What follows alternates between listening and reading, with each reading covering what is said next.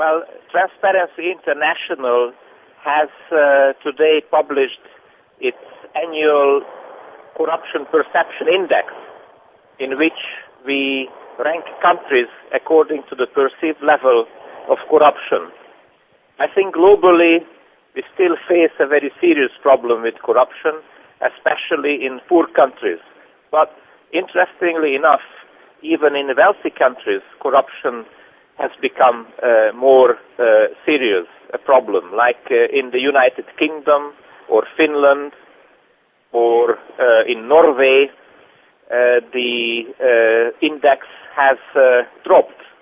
That indicates that in those countries, big corporate scandals reach the public perception, and the public at large is more nervous about corruption. To my surprise, even such a clean country as Finland is facing corruption problem because of the unregulated political party funding system. Talking about Slovenia, Slovenia's score is good. Slovenia is still the front runner among the new EU member countries, followed by Estonia and then the rest, Czech Republic and Hungary. So this is definitely good news for Slovenia. Nevertheless,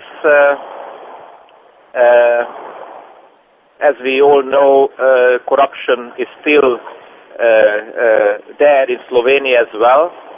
Luckily for the Slovenian politicians, I guess, the very recent corruption scandals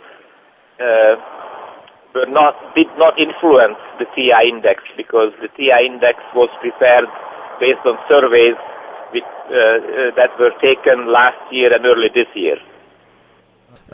Our government wants to eliminate the anti-corruption commission in Slovenia.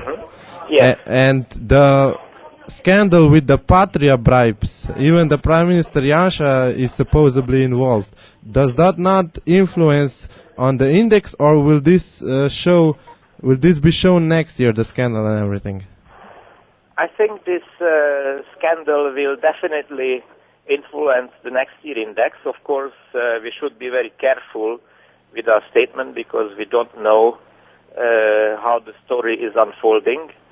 The attempts to eliminate the anti-corruption commission, I guess they reach the experts community, but this is an organizational issue for the public at large. So the international business community hardly took notice of those internal debates. TI, as such, were very sensitive about it, and as you may know, we have issued our opinion about the attempt to close down the office. We were very much against that, but for the general business community, whose opinion informs our corruption perception index, they don't know too much about this. So that's why I think this has not been reflected in the corruption index about Slovenia. I think Slovenia has become a success story compared to many other transition economies, and I think that is influencing the opinions. I think if the general international public has a good opinion about the country in general, that also influences the opinion about corruption. And you should not forget, here we are talking about perceptions, so these are opinions of the international community, and those opinions are being influenced by many factors. What they read in the international press about Slovenia, and usually the image of Slovenia, whether right or not, but I think it is right that this is one of the most successful transition countries, and I think that does influence even the opinions about the level of corruption.